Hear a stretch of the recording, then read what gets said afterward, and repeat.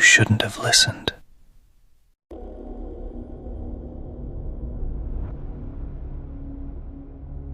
I started working from the co-working space because my apartment stopped feeling like a place where time mattered. Days slipped. I'd open my laptop, work until my eyes burned, stand up and realize the sun had moved without me noticing. Nothing dramatic was wrong. That was the problem. When everything goes quiet like that, you don't notice the shape of the days disappearing until there's nothing to measure them against. The co-working space gave time edges again. It sat on the third floor of a narrow brick building downtown, squeezed between a closed tailor shop and a bakery that opened too early. From the outside, the place looked forgettable. Inside, it felt deliberate. Long central hallway, offices branching off in symmetrical pairs, frosted glass doors, neutral paint that had been repainted too many times. The woman who managed it, Lila, gave me a tour and spoke in a practiced tone, like she'd said the same sentences so often they'd lost their weight.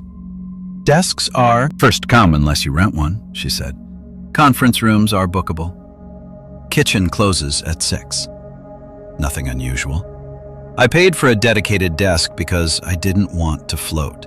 I wanted something to return to each morning that would be exactly where I left it. They assigned me Desk 14, halfway down the hall, left side, second room. Window facing an alley that never got full sun. The first week was normal. People came and went, chairs rolled, coffee machines hissed, keyboards clicked in overlapping rhythms.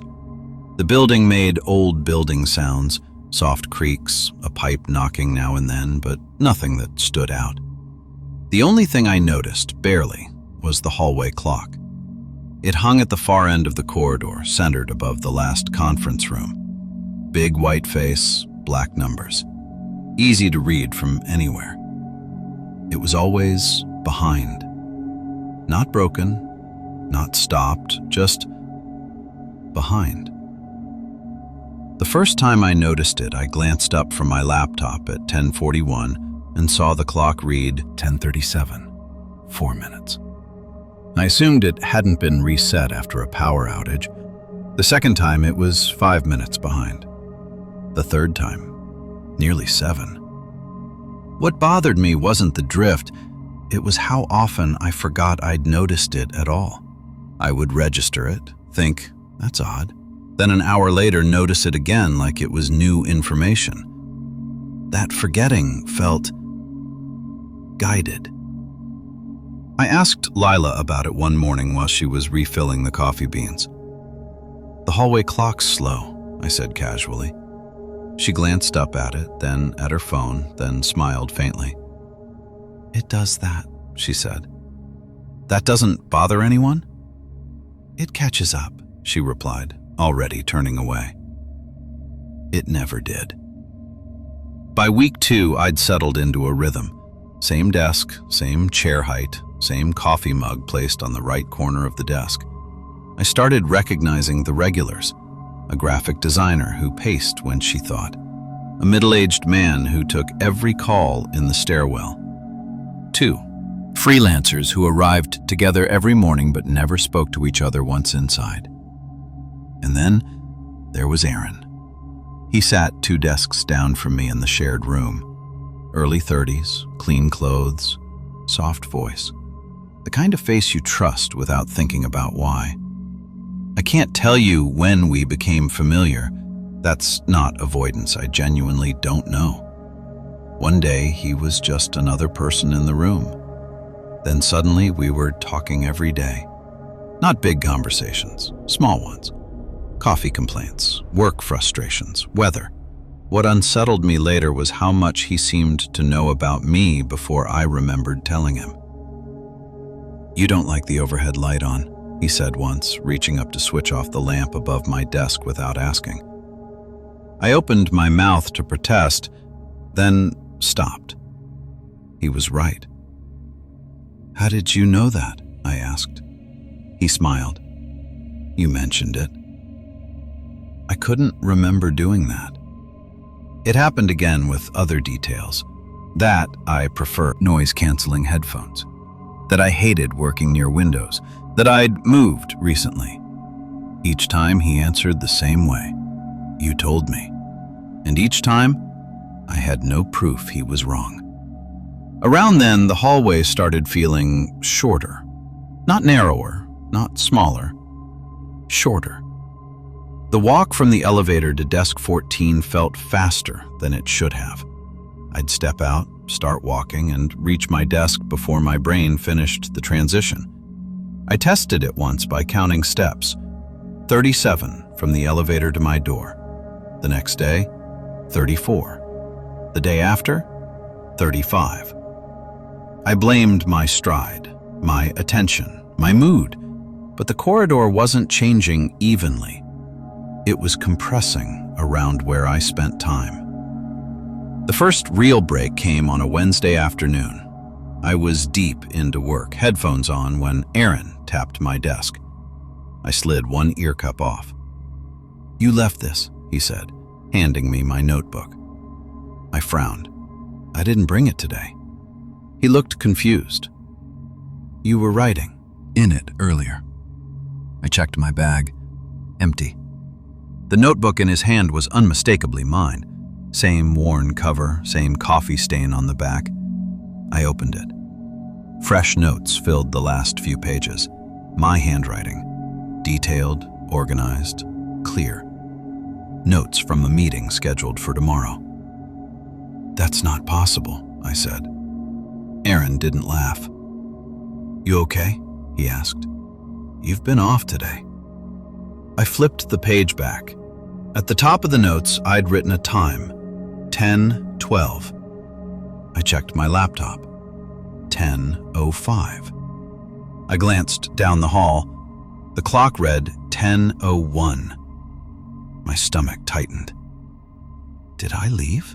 I asked quietly. Did I go somewhere? Aaron hesitated. You went down the hall, he said, toward the conference rooms. I don't remember that. His expression shifted, not alarm, not mockery, recognition. You don't, he said. That's been happening. My heart started beating too fast. What do you mean, been? You disappear sometimes, he said carefully. Just for a few minutes. You always come back like nothing happened.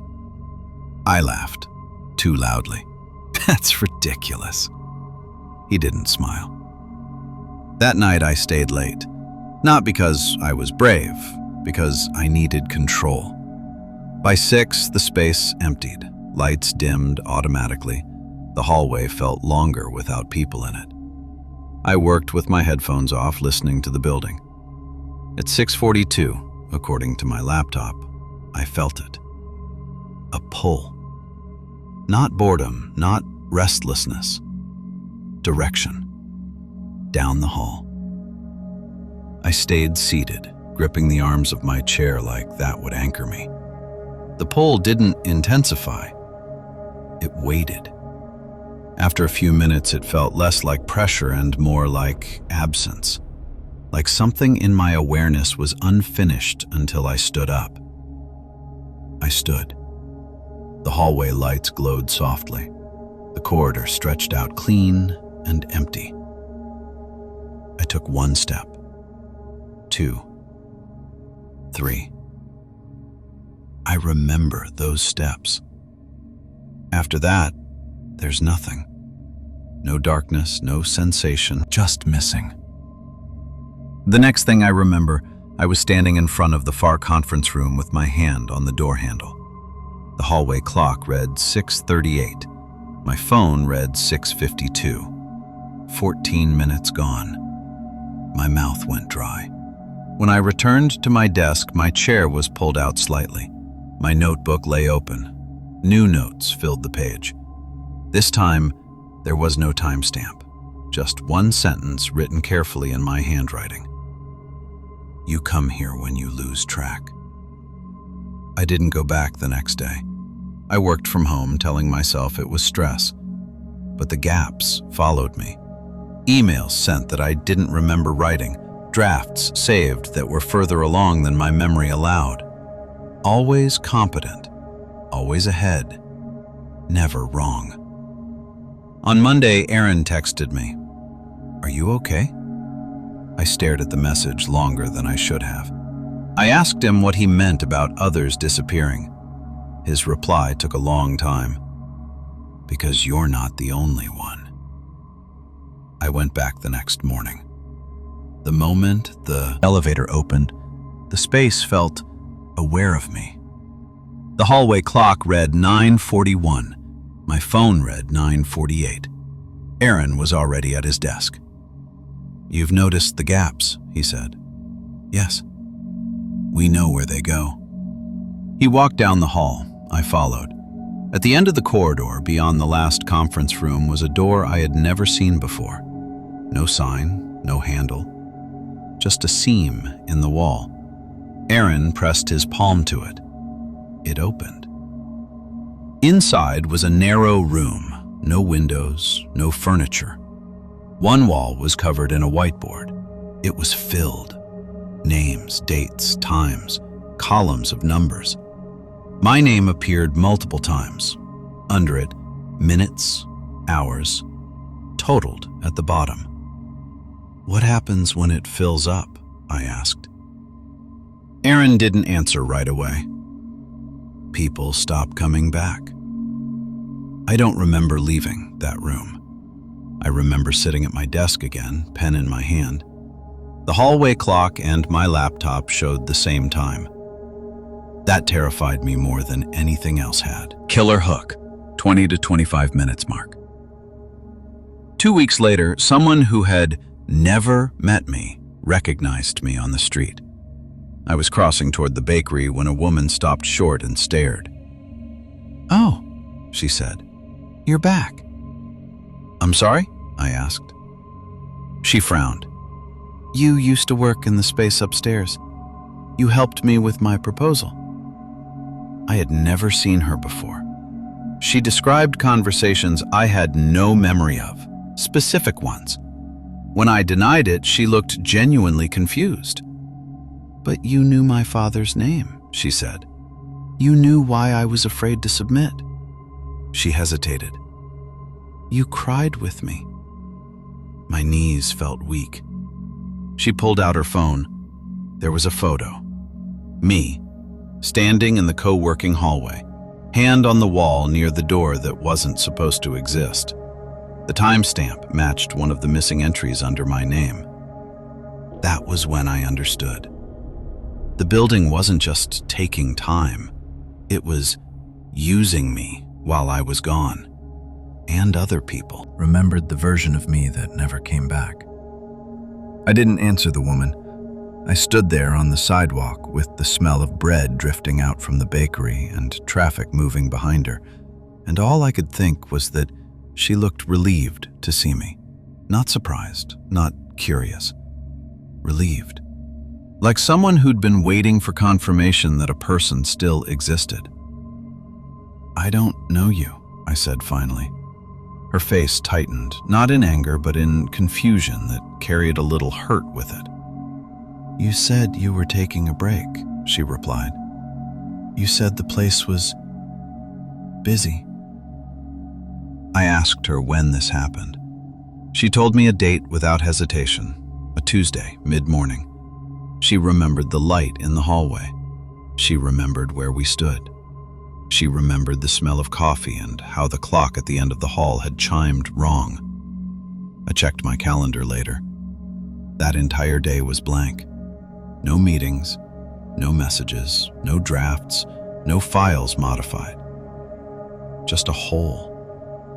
After she left, I stood there for a long time, watching people pass, trying to anchor myself in the fact that the street was solid and the sun was real, and my shadow moved when I did. It didn't help. I went back to the co-working space that afternoon, not to work, to verify. The elevator ride felt longer than usual, the hum of the cables loud in my ears. When the doors opened on the third floor, the hallway clock was the first thing I looked at. It read 2:09. My phone read 2:16. 7 minutes. The space was busier than usual. More voices, more movement. I walked to desk 14 and sat down, heart beating fast, eyes scanning the room. Aaron wasn't there. That alone felt wrong. He was always there before me. I asked Lila if she'd seen him. She looked at me blankly. Seen who?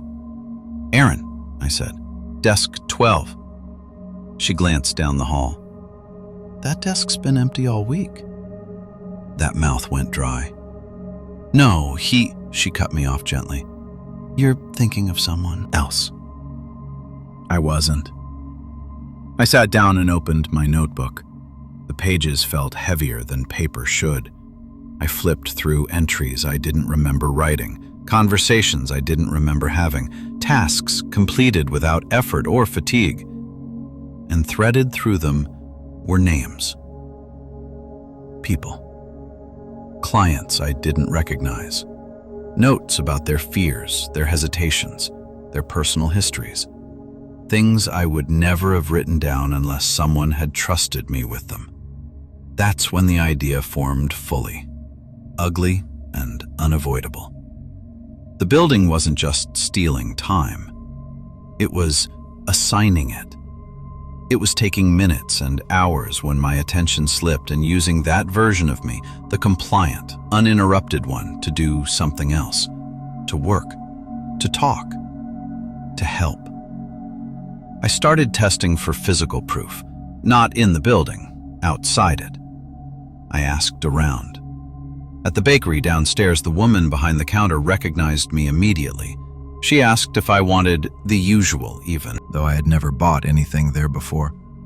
She told me I preferred sitting at the back table, that I liked it quieter.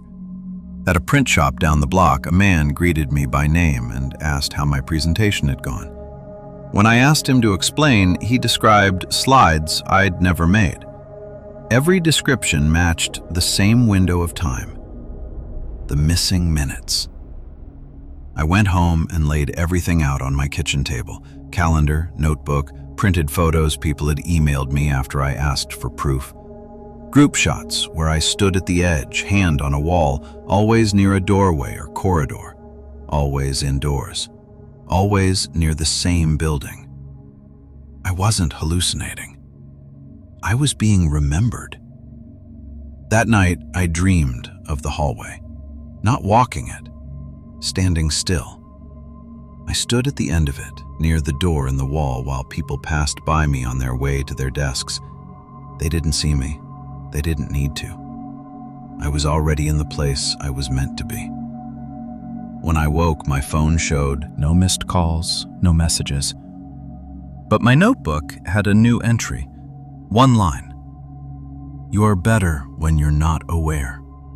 I slammed the notebook shut so hard my hands hurt. The next morning, I went in early, before the space officially opened. I waited outside until I saw the lights flick on, then rode the elevator up alone. The hallway clock read 7:58. My phone read 8:04. I walked straight to the end of the corridor. The door was there. It had always been there. That realization made me dizzy. It wasn't hidden. It wasn't invisible. It was simply unregistered. Like something your eyes slide past because your brain hasn't been told it matters. I pressed my palm to it. The door opened inward without resistance. Inside, the narrow room smelled faintly of dry marker and old paper. The whiteboard had been wiped clean except for a single column in the center. My name. Under it, a fresh list of times. Yesterday's date. This morning. A new total at the bottom. I stepped closer. The numbers weren't random. They were increasing. I felt the pull then, not forward, not backward, but inward. A sensation like leaning too close to a mirror and forgetting where your body ends. The air thickened. I heard voices behind me. When I turned, the room was full. Not physically, not bodies. Memories. People stood where the walls should have been, translucent in the way dreams are. The woman from the bakery, the client from the print shop. Others I recognized from photos. They were talking. To me. Not the version of me standing there shaking. The other one. The one who knew their names, who knew what to say. I backed out of the room and the door closed immediately, cutting them off mid-sentence. The hallway outside was empty. The clock read 8:12. My phone read 8:12. For the first time, they matched again. I understood then what Aaron had meant. People stop coming back. Not because they vanish, because the building keeps the version that works. The quiet one, the focused one, the one that doesn't ask questions. I didn't go back inside that room. I walked to my desk, grabbed my bag, and left the building without telling anyone. I quit that day. Sent emails, made excuses, cut ties. For weeks afterward, I felt lighter, whole. Time moved properly again. Days had edges. I thought I'd escaped. Then the messages started. People emailing me, confused, asking why I hadn't shown up, thanking me for conversations I didn't remember having, forwarding notes I'd written in my own style, signed with my name. One email had an attachment, a photo. Me, standing in the hallway, hand on the wall, time-stamped, after I quit. I checked the time.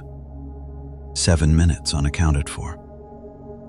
I stopped working altogether after that. I stopped scheduling my days tightly. I stopped trusting gaps. I stopped sitting still in hallways or waiting rooms. But the worst part, the part I don't know how to fix, is this. Every now and then, someone will stop me in public and say, "You helped me once." And they always describe the same thing. A calm version of me, standing near a wall, listening without distraction, giving them exactly what they needed. They tell me I seemed settled, like I belonged there. And sometimes late at night, when I'm lying in bed and the world is quiet enough for my thoughts to stretch out, I feel it. A gentle pull, not toward a place, toward a version of myself that doesn't hesitate, that doesn't resist, that already knows where the door is. And in those moments, I understand why some people never come back. Because being taken doesn't always feel like being stolen. Sometimes it feels like finally being used for what you're good at. And the building is very patient. It knows I'll lose track again. I took the weekend job at the old community center because it was cash and because the building was supposed to be empty. That's what I told myself anyway. Empty buildings feel simple. They don't have moods. They don't have people. They're just walls and dust and the kind of silence you can work inside. The center sat behind the high school, a low concrete building with a fenced parking lot and a sign out front that still said "Pool closed for renovations," even though the letters had been sun-faded for years. The city had finally approved a reopening plan, new paint, new tile repair, new filtration system. Most of it was scheduled months out, but my cousin knew a guy on the maintenance crew and they needed someone to scrape old paint and prime the lower hallways before the contractors came in. He told me, "It's gross, it's quiet, you'll be alone." Alone sounded fine. I showed up Saturday morning with a thermos of coffee, a headlamp, and a bag of supplies. The maintenance supervisor, a tired man with a clipboard, let me in through a side door and walked me down a corridor that smelled faintly of old chlorine. "The pool area is locked off," he said. "Don't go in there. We're not insured for anybody messing around inside until inspection's done." I nodded like I was listening. I was listening. I didn't care about the pool. I had hallways to scrape. He showed me where the breaker panel was, where the restroom was, where to dump debris. Then he left. The door clanged shut behind him in that way heavy doors do, like the building was sealing itself. The first hour was just work. Scrape, sweep, wipe, prime. The hallway paint was peeling in strips. Underneath it, the walls were yellowed and pocked with old water stains near the floor. I told myself the stains were from decades of kids tracking water out of the pool, dripping as they ran toward locker rooms. Around noon, I heard the first sound that made me stop. A wet slap. Not a bang, not a pipe. A wet sound, like a bare foot stepping on a wet tile. It came from the direction of the pool wing. I set my scraper down and listened. Nothing. The building's ventilation hummed softly. Somewhere, a heater clicked. I waited long enough that my own breathing sounded too loud. I went back to scraping. A few minutes later, wet slap, wet slap. 2 steps this time. I froze again, stomach tightening. I glanced down at my shoes. My soles were dusty, dry. I told myself it could be a leak. Old pipes, drips hitting something. Water can sound like footsteps when it hits tile. Still, the sound had spacing. Wait. I moved toward the intersection where the hallway split, one direction toward locker rooms, one toward the locked pool wing. The pool wing door was heavy metal with a push bar.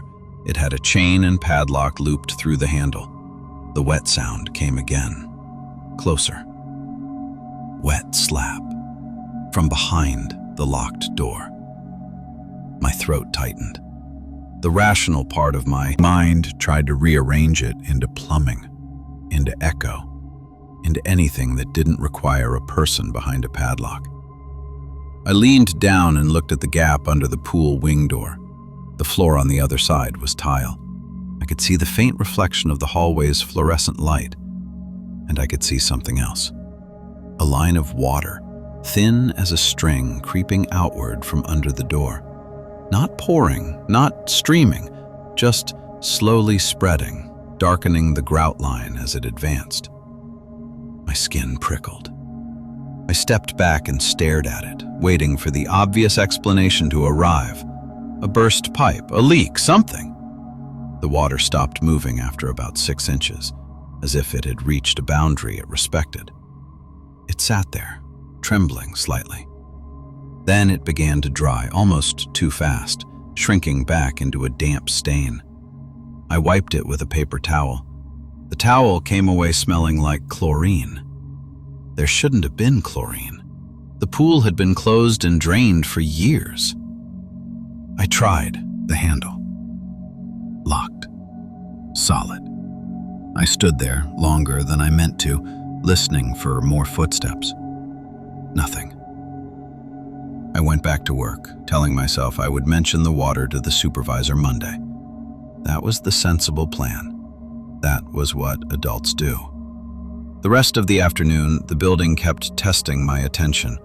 A wet slap from the pool wing when my scraper paused. A faint drip sound that stopped when I turned my head. A sharp chemical smell that seemed to bloom and fade in the hallway like someone opening and closing a bottle of bleach. I worked faster, as if speed could keep it from happening. By the time I finished the first section of hallway, it was late afternoon. Light from the narrow windows had shifted. The building felt colder. The silence didn't feel empty anymore. It felt held. I decided to leave early. Cash job or not, I didn't like the way my body kept tensing without a clear reason. I started packing my supplies into my bag when I heard the pool wing door vibrate. Not rattle, vibrate, low and steady, like something heavy had leaned against it from the inside. My hand froze on the zipper. The vibration lasted 3 seconds, then stopped. I stood still, listening. A wet slap followed, then another, then 3 quick ones like someone running. My mouth went dry. I should have left, I know that. The door was locked, the wing was off limits, and none of this was my responsibility. But something about those quick steps flipped a switch in me. Not bravery, stubbornness, the need to see what could make a locked door sound like that. I walked back to the pool wing door and crouched. The gap underneath was dark now, but the fluorescent light above the hallway still threw a strip of brightness across the tile beyond. And in that strip, I saw a footprint. Wet. Bare. A full footprint, heel and toes, pressed onto the tile inside the wing. It wasn't smeared. It wasn't partial. It was clean and fresh, like someone had just stepped there. Then, slowly, so slowly my mind refused to accept it, the footprint darkened at the toes as if weight shifted forward. A second footprint appeared next to it. Right then, right in front of me, on the other side of a locked door. My heart began hammering so hard it made me dizzy. I stood up too fast and stumbled back. My shoulder hit the hallway wall. I tasted metal. My hands shook. The footprints remained in the strip of light, unmoving now, like whoever made them had stopped and stood still to listen to me listen. I backed away until I hit my supply bag. I grabbed it and pulled it toward me like a shield. The pool wing door was silent. The damp stain under the door reappeared, just a little, a darkening of grout, and then it faded again. I left. I didn't lock up. I didn't clean up properly. I walked out the side door into the cold air with my bag banging against my thigh, and only when I got into my car did I realize my hands were trembling so badly, couldn't fit the key into the ignition on the first try. I told myself, don't go back. Then Sunday morning came and reality returned with it. I needed the cash. I needed to finish the hallway before the contractors came in. If I didn't show, my cousin would hear about it, and then there would be questions, and I didn't have a clean answer that wouldn't make me sound unstable. So I went back, telling myself I'd stay in the hallways, keep my head down, ignore the pool wing completely. The building smelled stronger when I unlocked the side door. That chlorine bite hit my nose immediately. It wasn't faint anymore. It was as if someone had poured pool chemicals into the vents overnight. I paused in the entryway and listened. Nothing. I walked down the corridor toward my work area and stopped cold. My primed section of hallway looked wrong. Not damaged, not vandalized. Wet. The lower portion of the walls, where I'd primed the day before, had a sheen to it, as if it had been wiped with a damp cloth. Thin streaks ran downward, catching the light. The floor along the baseboard was damp too, dotted with little water beads. There were footprints on the tile. Bare footprints. They started at the pool wing door and moved down the corridor in a straight line, spaced like a slow walk. They passed my work area, turned at the intersection, and ended right in front of the restroom door. I stared at them, stomach rolling. The restroom door was closed, not locked. I didn't want to open it. I didn't want to know what I'd find, but the footprints had ended there like a sentence that demanded a period. I gripped the handle and pulled. The restroom was empty. The lights flickered on with a harsh buzz. The sinks were dry. The toilet was dry. No puddles, no leaks. On the mirror above the sink, there was a handprint. Wet. Full palm, fingers splayed. It was placed at eye level, right where a person would put their hand if they leaned in close to look at themselves. A second handprint appeared beneath the first, lower, smaller, like someone else had put their hand there too, or like the same person had slid their palm downward. I backed out and shut the door. My throat was tight, breathing shallow. This wasn't a sound now. This wasn't my imagination filling quiet. These were marks, physical proof. I told myself the maintenance crew must have come in overnight. Maybe someone had tested plumbing. Maybe someone had walked in with wet boots and then taken them off. But the footprints were bare. The handprint on the mirror was too clean, too direct. And there was still that chlorine smell, sharp enough to sting. I did the only thing my brain could manage to feel less helpless. I grabbed my phone and took pictures. Footprints in the corridor. Handprint on the mirror. The wet streaks on the primed wall. The photos looked normal on the screen, which somehow made it worse. It wasn't a trick of light. It wasn't stress. It was there. I should have called the supervisor right then. I should have left. Instead, I wiped the mirror. I don't know why I did that. Maybe because cleaning felt like taking control back. Maybe because I didn't want to leave proof behind that someone else would see and ask about. The handprint smeared when I wiped it, leaving a faint grayish film on the paper towel. It smelled like chlorine and something older, like stagnant water. When I finished, the mirror was clean again. I stepped into the hallway and felt the air change. Not colder, denser, like humidity settling. A wet slap sounded behind me. I turned. There was a new footprint on the tile. Fresh. Right where I had just been standing. My skin went cold in a rush. Then another footprint appeared, 2 feet ahead, like a person walking forward. Wet slap. Another footprint. It was happening in real time now, not overnight, not while I was away.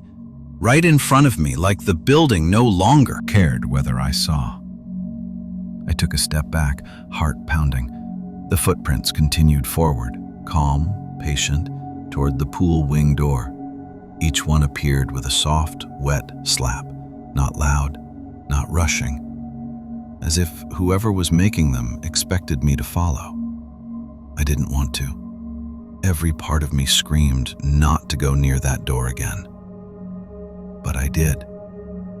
I followed the footprints down the corridor, my own steps too loud, too dry. The footprints stopped at the pool wing door. Then, under the gap at the bottom, a thin line of water began to creep outward again. It didn't just spread this time, it pushed, like pressure behind it. The grout line darkened. The water reached my shoes and wet the edges of my soles. The chlorine smell grew so sharp it made my eyes water. I stepped back, shaking. The pool wing door vibrated again, low and steady, as if something heavy had leaned against it. The water on the floor stopped advancing. Then it began to retreat, sucking back under the door against gravity, like it was being pulled. The bare footprints on the tile faded at the edges as the water dried, shrinking into nothing. The corridor looked almost normal again, except for the dampness around my shoes. I stood there, panting, trying to force my mind into a rational lane. Locked door, empty building. Yet the building was producing wet footprints and handprints. The water wasn't leaking, it was behaving. My gaze fell on the padlock. The metal looked dull, older than I remembered, rust along the edges. I reached toward it without thinking, fingertips hovering just above the lock. The door vibrated again, and something pressed from the other side, hard enough this time that the metal flexed slightly. Not like a person pushing to get out, like something heavy shifting its weight to make itself known. My hand snapped back. I backed away, nearly tripping over my bag. Then the building did something that made my stomach flip completely. From inside the pool wing, behind the locked door, I heard laughter. Not echoing, not distant, close. Children's laughter, the kind you hear at a pool on summer days. High voices, overlapping, gleeful. It lasted maybe 3 seconds. Then it cut off as if someone had flipped a switch.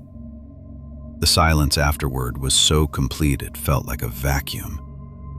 I stood there frozen, blood roaring in my ears. The smell of chlorine eased slightly, like the building had finished making its point. I left again, not calmly. I walked fast, almost running, shoes squeaking faintly on damp tile. At the side door, I stopped and looked back down the corridor. I don't know why I looked. Some stupid part of me wanted to see something with my eyes that my brain couldn't argue away later. The hallway was empty. But on the tile, in the strip of light from the ceiling fixture, there were 2 wet footprints. They weren't moving. They were placed carefully, side by side, directly facing the exit, as if someone had walked down the hall and stopped to watch me leave. I got into my car and sat there shaking until my hands steadied enough to drive. On Monday, I told the supervisor I couldn't finish the job. I made up a family issue. He sounded irritated, but not surprised. He told me to leave my supplies outside the side door and he'd have someone else handle it. I didn't argue. I wanted the connection cut clean. I dropped the supplies off that afternoon, daylight bright and ordinary. The chlorine smell still hit me when I approached the side door, even with the door closed. I left the bag where he asked and walked away without looking back. That should have been it. It wasn't. A week later, my cousin texted me asking if I'd ever been inside the pool wing. I told him no. I asked why. He replied with a single sentence: "Because they found your footprints in there." My stomach turned cold. I called him immediately. He told me the contractors had finally been cleared to enter the pool wing for an inspection. The padlock had been cut, the door open. The pool was drained, as expected. Dust and debris scattered around the deck. Old lane ropes coiled in a corner, broken tiles stacked near the deep end. But along the pool deck, leading from the door inward, there was a set of dry footprints. Their footprints, the size of mine, the spacing of mine. They moved in a straight line to the edge of the drained pool, and then, according to my cousin, they continued down the vertical pool wall onto the empty floor of the deep end, like whoever made them had walked straight off the edge and kept going, ignoring gravity like it was optional. No one could explain it. The contractors joked uneasily, then stopped joking. One of them refused to stay in the room alone. The supervisor told my cousin it was probably an old prank, dusty footprints preserved somehow. But my cousin said one thing that stuck with me. He said, "The weird part isn't that they were there. The weird part is they were clean. Like someone stepped in dust with clean feet and left clean footprints." That night at home, I stood in my shower longer than necessary, watching water run over my toes, trying to scrub the memory out of my body. I told myself those footprints weren't mine. They couldn't be. I hadn't been inside that wing. I hadn't had a key. I hadn't cut the padlock. Still, when I dried off and stepped onto my bathroom mat, I smelled chlorine for 1 second. Just a sharp ghost of it. I froze, towel half in my hands. The smell vanished. I told myself it was nothing. But for the rest of the night, every time I closed my eyes, I pictured those footprints walking down the empty pool wall, continuing where a person shouldn't be able to go. And I kept thinking about the way the building laid wet footprints in front of me, like it wanted me to follow. Like the only thing that saved me was leaving before I learned what it meant to belong there. Because if the place could put my footprints inside a room I never entered, then it wasn't trying to scare me. It was trying to prove a simple rule, that it could place me where it wanted, even after I left. When I signed the lease, the landlord kept calling it the garden unit, like that was a nicer word than basement. It wasn't a true basement, not the kind with tiny windows and a damp smell that never leaves your clothes. It sat half below ground in an old Victorian that had been carved into 3 apartments. The front of the unit faced the street through 2 wide windows, and the back opened into a little patch of yard with a chain-link fence and a gate that didn't lock unless you lifted it just right. I took it because it was January, because I needed somewhere fast, and because the rent was low enough that I could tell myself it was temporary without doing math I didn't want to do. I was coming off a year where everything had gone soft around the edges. Not dramatic, not a single disaster, just a steady erosion. A job that turned into a job I didn't recognize. A relationship that had become more quiet than warm. A handful of friends who drifted away the way people do when no one is keeping the calendar anymore. This unit felt like a pause button, a place where I could shut the door, make my coffee, and exist without anyone asking for the version of me that had been fading. The first week was normal. I want that on record because I keep replaying the beginning like maybe I missed a warning. I didn't. The pipes clicked when the heat came on. The neighbor upstairs walked heavier than he probably realized. Sometimes the washing machine in the shared laundry room thumped if someone loaded it wrong. The building had old house habits. I unpacked slowly. I arranged my kitchen the way I like it. I bought a cheap rug for the living room so the floor wouldn't feel so cold through my socks. I put my bed against the far wall of the bedroom because it made the room feel bigger, and I liked being able to see the door. On the 6th night, I woke up at 3:17. Not around then, not sometime after 3. Exactly 3:17, because I looked at my phone and the numbers were bright enough to burn into my eyes. The radiator in my bedroom was making a sound that was almost musical. Clank, clank, clank, clank, clank, clank, clank. It wasn't random banging. It had spacing. It had rhythm. I lay there listening in the dark, annoyed more than scared. Radiators can do weird things in winter, and I assumed I'd just moved into a place with particularly dramatic pipes. The sequence repeated twice, then stopped. A minute later, it started again, slightly quieter, same rhythm. When it stopped, the room went very still, like the building was holding its breath after speaking. I fell asleep again. When I woke in the morning, I remembered it as an irritation, nothing more. Then it happened the next night. 3:17, same rhythm. This time I sat up and stared at the radiator like it had personally insulted me. The clanks came from inside the metal, not from the wall behind it. They weren't knocks. They were internal, like the radiator was. Flexing. Clank, clank, clank, clank, clank, clank, clank. It finished, paused, repeated. I got out of bed and went into the kitchen for water. The apartment felt colder than usual. The living room baseboard heater was on, but the air had a damp heaviness, the kind of cold that settles into your bones instead of your skin. When I came back, the radiator was quiet. The clock read 3:24.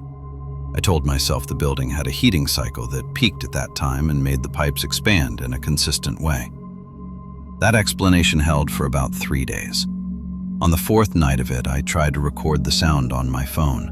Not because I was scared, but because I wanted proof if I needed to complain to the landlord.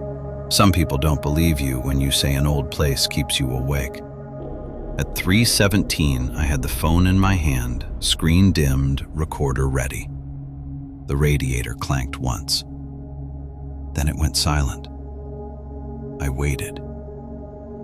A full minute passed. The clock rolled to 3:18. The radiator stayed quiet. I frowned, annoyed, and lowered my phone. In the moment my attention slipped, the radiator clanked again. Clank, clank, clank. I lifted the phone quickly. Silence. It wasn't delayed. It was immediate, like a conversation that stops when you turn your head. I sat there in the dark, phone raised, feeling stupid. I waited until my arms started to ache. Nothing. When I set the phone down on my mattress, the radiator clanked softly, like it had been waiting. I recorded nothing that night. I didn't sleep well afterward, but not because I was terrified. More because I kept thinking about how it had timed the silence exactly to my attention.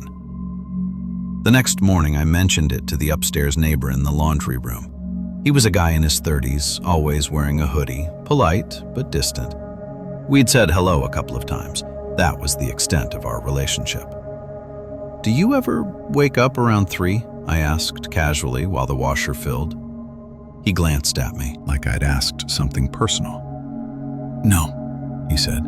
Then, after a pause, "Why?" I shrugged. "Radiator noise, same time every night." He looked away quickly. "Old building," he said, and changed the subject. His reaction stuck with me. Not alarm exactly, more like avoidance. That evening I texted the landlord. I kept it simple. "Radiator clanking at night, consistent time, keeps me up, can someone check it?" He replied in the morning with a one-line answer.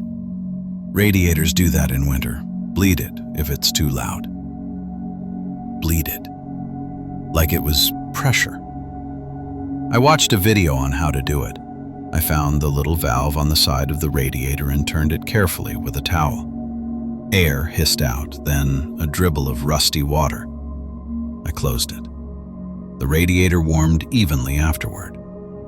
That night, at 3:17, the radiator clanked again. Same rhythm, not louder, not softer. Same. That was when I started writing it down. Not because I thought it meant something, because I needed to make it feel manageable. If I could turn it into a pattern, it couldn't turn into a mystery. I wrote the rhythm like I was writing music. 1, clank. 2, clank, clank. 3, clank. 4, clank, clank, clank. It repeated twice. Then on the third repetition, it changed. Clank, clank, clank, clank, clank, clank. It ended early, like it had cut itself off. I sat up, irritated, and said out loud, "Seriously?" The radiator responded with a single clank. I froze. A radiator doesn't respond, not like that. Not in a way that feels like a reply. I waited, heart beating faster, listening for random noise that could be misread. Nothing. I lay back down and stared at the ceiling, telling myself it was coincidence, that my speaking had shifted the air, that the heat cycle had happened to match my timing. But I couldn't shake the feeling that it had heard me.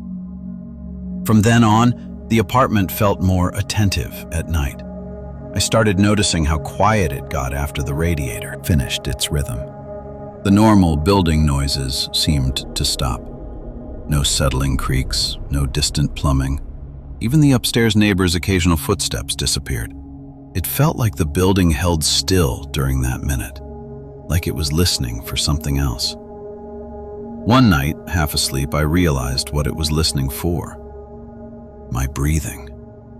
I didn't notice it consciously at first. It was body level. I'd wake at 3:17, the radiator would start, and my breathing would change. It would become shallow, careful, like I didn't want to make noise. The radiator's rhythm stayed consistent as long as my breathing stayed consistent. If I shifted or coughed, the rhythm stuttered.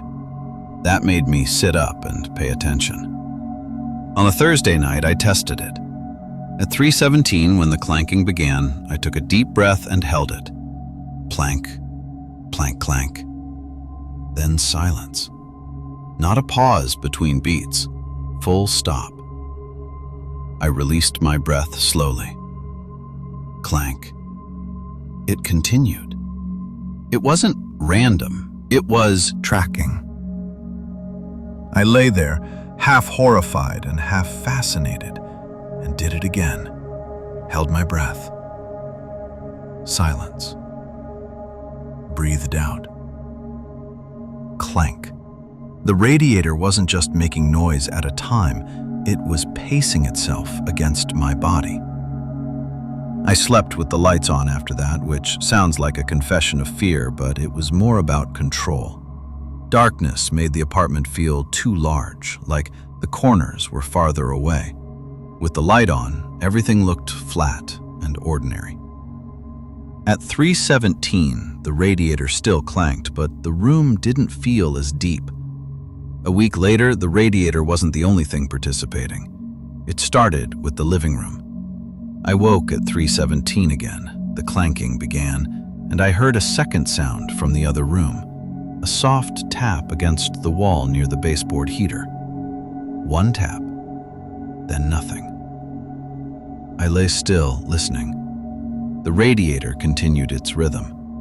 The tap came again, timed between clanks, like it was joining the pattern. Clank, tap, clank, clank, tap, clank, tap, clank, clank, clank. My skin prickled. I sat up and turned my head toward the bedroom door. The tapping stopped, as if it had noticed my attention. The radiator continued. I got out of bed and walked into the living room with my phone flashlight on, heart pounding in my throat. The room looked normal. The rug lay flat. The coffee table was where I'd left it. The baseboard heater hummed quietly. I stood near the wall and waited. Nothing. I went back to bed and lay down. Tap. Right away, same spot. Timed between clanks. It was so consistent it made my stomach turn. It wasn't the building settling, it was choosing. The next day I tried to talk myself out of it. I went to work, I drank too much coffee, I laughed at a coworker's joke and felt normal for a few minutes. When I came home that evening, the apartment smelled faintly damp, like the air hadn't moved all day. I opened a window even though it was cold, just to feel the outside world. The wind made the curtains breathe. That night at 3:17, the radiator clanked and the tapping joined again. This time, a third sound came from the kitchen, a faint clicking in the cabinet under the sink, like a latch being tested. Clank, tap, clank, clank, click, clank, tap, clank, clank, clank, click. It wasn't loud. It was intimate, like someone standing in the next room and tapping their fingers while waiting for you to answer. I lay there with my hands clenched, breathing shallowly, trying to keep my body steady so the rhythm wouldn't change. I realized in a sudden, ugly way that I was cooperating. It wasn't just that the apartment was tracking me, it was training me. The rule emerged without anyone stating it. Breathe steady. Don't interrupt. When I breathed smoothly, the sounds stayed controlled. The apartment stayed in its rhythm. When I startled, when I coughed, when I shifted too fast, the rhythm broke and the apartment filled the space with something else. The first time it punished me, I didn't call it punishment. I called it coincidence, then anxiety, then imagination. I ran out of words quickly. It happened on a night when I'd had too much to drink. Not enough to be drunk, but enough that my sleep was shallow and restless. I woke at 3:17 with the radiator clanking and the tap and click joining in. My mouth was dry. My head felt thick. I rolled over roughly and muttered, "Shut up," into my pillow. The rhythm stopped. For 1 second, the apartment went completely silent. Then I heard footsteps in the hallway outside my bedroom door. Slow, barely there. Not the heavy upstairs neighbor, not creaks from above. These were close, soft, like someone walking on socks. They moved from the living room toward my bedroom. I sat up hard, heart slamming, and my breathing broke into quick, shallow gasps. The footsteps stopped, right outside my door. I stared at the door like it might open. The knob didn't move. The air in the room felt damp and heavy. My throat tightened.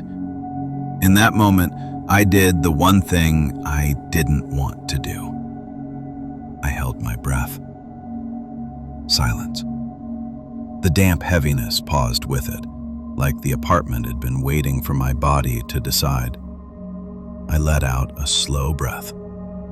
The radiator clanked once.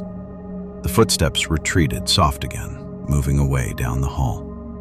The rhythm restarted as if nothing had happened. I lay back down, shaking, not sleeping, staring at the ceiling until morning. The next day, I found a faint wet mark on the carpet just outside my bedroom door. Not a footprint, not a puddle, more like a smear where something damp had lingered, then dried. The carpet fibers were slightly matted there. I knelt and touched it. Cold, dry now. I checked the ceiling. No leak. I told myself it was from my own wet socks, except I don't wear shoes inside and I hadn't been out there barefoot. I hadn't left the bedroom that night. I stopped drinking after that, not out of health or discipline. Out of superstition, I wouldn't admit to myself. I needed my sleep to be predictable. I needed my body to behave. Over the next 2 weeks, the rhythm became more complex. It wasn't just the radiator anymore. It was the apartment, the whole unit, choosing surfaces and sounds. The baseboard heater in the living room started to tick in a different beat, slightly delayed. The cabinet latch in the kitchen clicked 3 times on certain nights, always at the end of the radiator's sequence. Sometimes the bathroom vent fan, off, untouched, would make a soft whir for half a second, like a breath, then stop. It never happened during the day, only at 3:17, only with me there. If I stayed at a friend's place, it didn't happen. I know because I came back one night late and the apartment was quiet, normal heat noises only. No rhythm, no taps. The moment I fell asleep and woke at 3:17, it started again, like it had been waiting for me to return. The way it waited made me angry. Anger is easier than fear. Anger gives you movement. Fear makes you cooperate. So I decided to confront it in a way that felt rational. I bought a cheap analog clock and set it on my nightstand so I wouldn't use my phone as a crutch. I set a glass of water nearby. I laid out a notebook and pen. If the apartment wanted to do something, fine. I would document it. I would own the process. That night, I stayed awake until 3:17. At 3:16, the apartment felt normal. The radiator was warm, the air was dry. At exactly 3:17, the room changed. Not with a sound first, with pressure. The air in the bedroom thickened, like humidity rising out of nowhere. The smell shifted too, faintly metallic, like wet coins. Then the radiator began. Clank, clank, clank, clank, clank, clank, clank. The baseboard heater in the living room tapped once. The kitchen cabinet clicked twice. I sat on the edge of my bed with my pen poised and wrote the sequence quickly. The rhythm repeated. I wrote again. On the 3rd repetition, I cleared my throat, on purpose, not loud, just enough to break my breathing. Everything stopped. The pressure in the air intensified immediately, like my body had stepped into a current. My ears filled, not with sound, but with fullness, the way they do before a storm. Then, right outside my bedroom door, the soft sock footsteps returned. This time, they didn't just stand there. They moved closer until I could hear the faint friction of fabric against carpet. Something pressed gently against the bottom of the door. Not hard enough to rattle it, just weight, like someone kneeling. My throat went tight. My hands went numb on the pen. The door didn't bow. The knob didn't move. But I knew, in a way that made me feel sick, that something was on the other side of it, close enough to feel my breath through the crack. I held my breath. The pressure eased slightly. I let out a slow exhale. The radiator clanked once like a warning, and the weight against the door slid away. The footsteps retreated. The rhythm restarted, calmer. I sat there with sweat on my back and wrote one sentence in the notebook, hands shaking so badly my writing looked childish. It wants me quiet. I stared at that sentence afterward like it had written itself. The next morning, I called my landlord again. This time, I didn't mention the rhythm. I didn't mention footsteps. I asked about the heating system, if there were old pipes in the walls, if there had been issues with moisture, if there had been any repairs. He replied hours later with a voice message that sounded annoyed. "No, nothing. It's an old building. It makes noise. You're in a basement unit. It's going to sound different. That's what you pay for." That's what you pay for. Like discomfort was part of the lease. I wanted to move out right then, but moving requires money and energy, and I was already spending both on staying functional. So I did what people do when they can't leave. I adapted. I began controlling my breathing at night. That sounds dramatic. It wasn't meditation, it was survival instinct. I'd wake at 3:17 and immediately settle my breath into a slow rhythm, deep enough not to panic, shallow enough not to draw attention. If I kept it steady, the apartment kept to its routine. The sounds played out, then faded. The pressure eased. I would fall asleep again, exhausted but alive. If I didn't, if I shifted too fast, if I coughed, if I reached for water too loudly, the apartment pushed back. The footsteps, the weight at the door. Once, a soft scratching sound under the bed, like something dragging its nails across the underside of the frame. That scratching only happened the one time I sat up too fast and my breathing went ragged. The worst part was how quickly my body learned. After a month, I stopped fighting it. I stopped testing. I would wake at 3:17 already controlling my breath, as if some part of me anticipated it and prepared.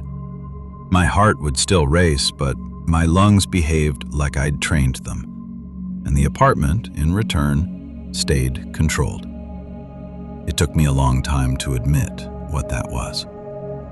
It wasn't peace. It was compliance. The undeniable proof came in late February, during a week when the temperature dropped hard and stayed there. The building groaned more. The radiators worked harder. The air inside my unit felt wetter, like the cold outside pressed dampness through the foundation. On a Tuesday night, I woke at 3:17 and began my controlled breathing out of habit. The radiator clanked. The living room heater tapped. The kitchen cabinet clicked. Then something new joined. A sound from the bathroom, faint but clear, like someone running their fingernail along the inside of the sink. Just once. Then again. Not scratching, not scraping. A slow, deliberate trace. I lay in bed staring at the ceiling, keeping my breath steady, trying not to acknowledge it. The sound continued, like someone drawing a circle. My stomach clenched. I told myself it was the pipes. Expansion, water pressure, anything. Then the bathroom door, half closed as I usually left it, shifted slightly. Not swinging, just nudging inward a fraction, as if nudged by a careful hand. I sat up, breath breaking for a second. Everything stopped. The pressure in the room surged, thick and damp, and the footsteps returned instantly in the hallway. They came fast this time, not running, but purposeful, closing distance. I held my breath hard, lungs burning, and the footsteps paused. Right outside my door again. Then, from the other side of the door, I heard something that made my skin go cold. A breath. Not mine. Not inside my room. A slow inhale through a nose, close to the door crack, like someone smelling the air. I didn't move. I couldn't. My lungs screamed to breathe. I forced the tiniest exhale through my nose, trying to keep it controlled. The radiator clanked once, sharp. The breath outside the door inhaled again, longer. My mind flashed through images of opening the door and seeing someone kneeling there, some stranger, some intruder. Then my mind corrected itself with the terrifying truth. There was no one who could be there. The front door was locked. The building was quiet. The upstairs neighbor wasn't home that week. I'd heard him leave with a suitcase. The inhale outside my door turned into something else. Not a breath. A slow draw, like air being pulled through a narrow space, like something trying to pull my breath out with it. My chest tightened and my throat constricted. Panic rose, hot and immediate. I fought it by doing the only thing I'd learned to do. I matched it. I began breathing slowly, exaggeratedly, as if showing the apartment what rhythm I would give it. Inhale, exhale. The sound outside the door eased. The pressure loosened. The footsteps retreated. The radiator restarted its full rhythm. Clank, clank, clank, plank, plank, clank, clank. The bathroom sink tracing stopped. I lay back down trembling, eyes wide open until dawn. In the morning, I found damp marks on the bathroom sink. Not water droplets, not splashes. Finger streaks. 5 long streaks along the porcelain, faintly dirty, like someone with soil under their nails had dragged their fingertips there. I scrubbed them until my wrists hurt. They didn't come from me. I don't touch the sink like that. I don't drag my fingers through it. When I wiped the sink dry, my cloth came away with gray smears like fine grit. That was physical. That was real. I took a picture, not with the intention of sharing it, but because I didn't trust my mind to hold it correctly. The moment I did, I felt the irrational fear that it had stopped the sound the way it did when I tried to record it. Like attention itself was part of the system. I started sleeping at a friend's place more often after that. Not every night, I couldn't, but enough that I began to notice something disturbing. The nights I was gone, the next morning my apartment smelled stale, like a room that hadn't been lived in. The heat was on, but the air felt unmoved. The rhythm didn't play without me. Then, the first night I returned after being away, the rhythm would come harder. Louder clanks, sharper taps, more weight at the door if my breathing slipped even once. It felt like the apartment stored the urge and released it when I came back, like a dog that hasn't been walked and lunges the second you grab the leash. In early March, I decided I was leaving, not in a dramatic move out in the night way. I gave notice. I started looking at other places. I told myself I'd endure until the end of the month. The apartment responded by changing the time. The first time I woke at 3:17 and nothing happened, I almost cried from relief. I lay there, listening, waiting for the radiator to start. Silence. The air felt normal, dry, light. I smiled in the dark, feeling foolishly grateful, like I'd been granted a reprieve. Then at 3:23, the radiator clanked. 1 clank, then 2 quick clanks, then the full rhythm. It had shifted by 6 minutes. I sat up, heart dropping. It wasn't tied to the building's heat cycle. It wasn't a mechanical routine. It had noticed my expectation and stepped around it. I started watching the clock at night after that. Not sleeping, just waiting, because my body couldn't relax. Some nights it stayed 3:23, some nights it moved to 3:11. Once it came at 3:30 on the dot, as if to prove it didn't owe me consistency. But the rule didn't change. Breathe steady, don't interrupt. And the closer I got to move-out day, the closer the apartment got to me. Not physically, not with visible shapes, with presence. The air pressure would build earlier, even before the sounds began, like a storm front in a sealed room. The hallway would feel damp, heavier than the bedroom. Sometimes I'd wake before the rhythm, already tense, because something in the apartment had shifted, and my body recognized it. One night, the weight pressed against my door for a full minute without the footsteps. Just steady pressure at the bottom edge, like something lying there. I lay in bed, controlling my breath until my lungs ached. When the pressure finally slid away, the radiator clanked once, softly, like approval. That was the moment I understood something I didn't want to understand. It wasn't just training me to be quiet. It was training me to sleep like the building wanted, to breathe like the building wanted, to exist like the building wanted.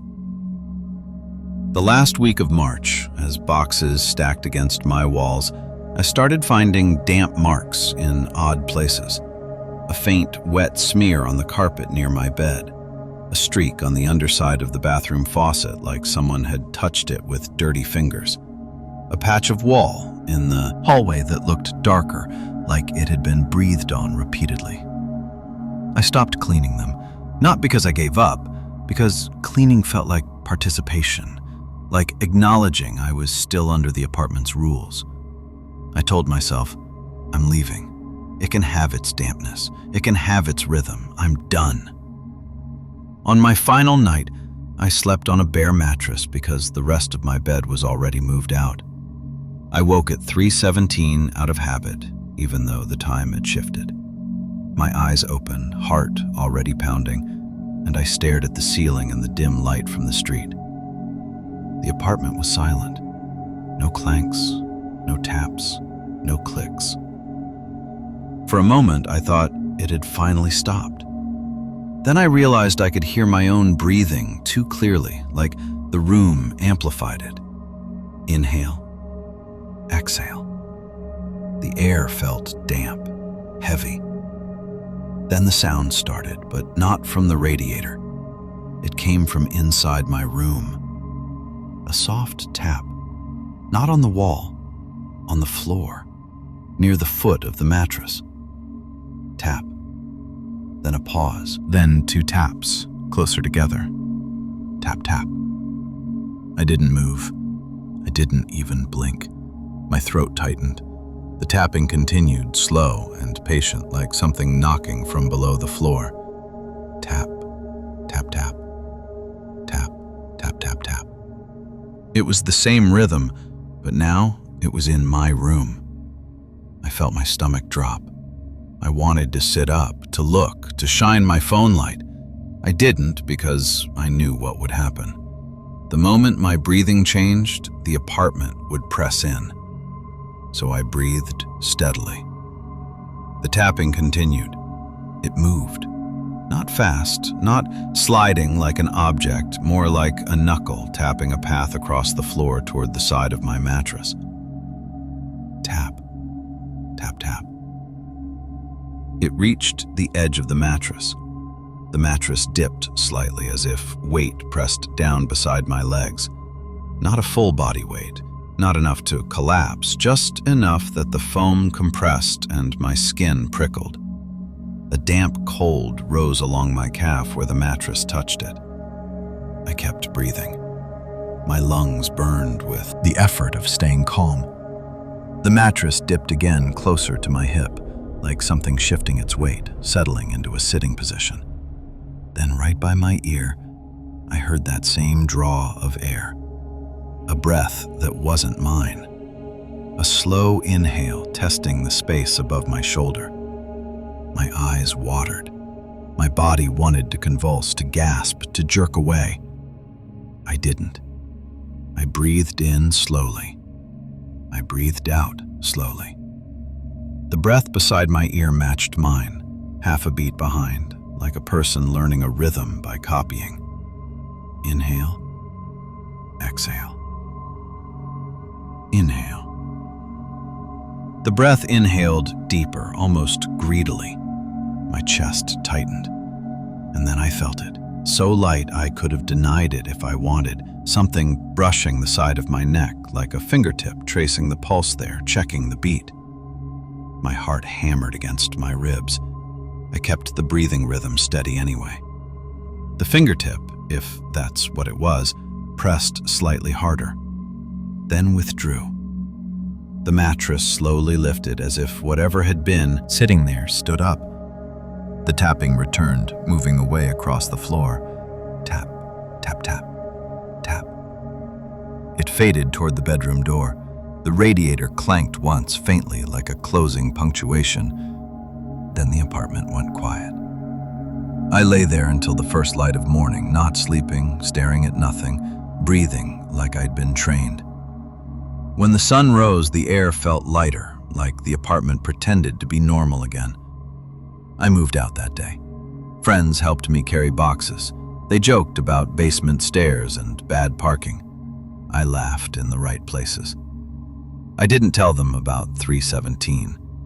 I didn't tell them I hadn't slept properly in months. I left the key on the counter as instructed. I closed the door behind me. I walked up the front steps and didn't look back at the windows. For a while, I believed leaving would break the pattern. It didn't. It changed location. The first night in my new place, a small upstairs apartment in a newer building, I slept, hard with exhaustion. No radiators, central heat, smooth drywall, quiet hallways. I woke up in the dark and reached for my phone. 317. My chest tightened so fast it felt like a reflex. The room was silent. No taps, no clanks. Relief hit me, dizzying. Then, from the hallway outside my bedroom door, I heard soft footsteps. Not heavy, not random. Slow, sock-soft steps that moved toward my door and paused. I held my breath by instinct, lungs locking. The footsteps stopped too, as if listening. I forced myself to breathe slowly, carefully, trying to regain control the way I'd learned. Inhale, exhale. After a few seconds, the footsteps retreated down the hallway, and that's when I understood the part I'd been avoiding. It wasn't the building. It was the rule, and my body had learned it so well that it carried it with me, like a habit so deep it feels like a law of nature. I still wake up at 317 sometimes, not every night, enough. When it happens, I don't check for sounds anymore. I don't sit up, I don't turn on lights. I lie still and breathe evenly, because some part of me believes that if my rhythm stays clean, whatever is listening will stay at the edge of the room instead of stepping closer. The worst part is how normal it feels now, how my lungs cooperate without asking, like I'm not trying to avoid being found, like I'm trying to behave well enough to be left alone.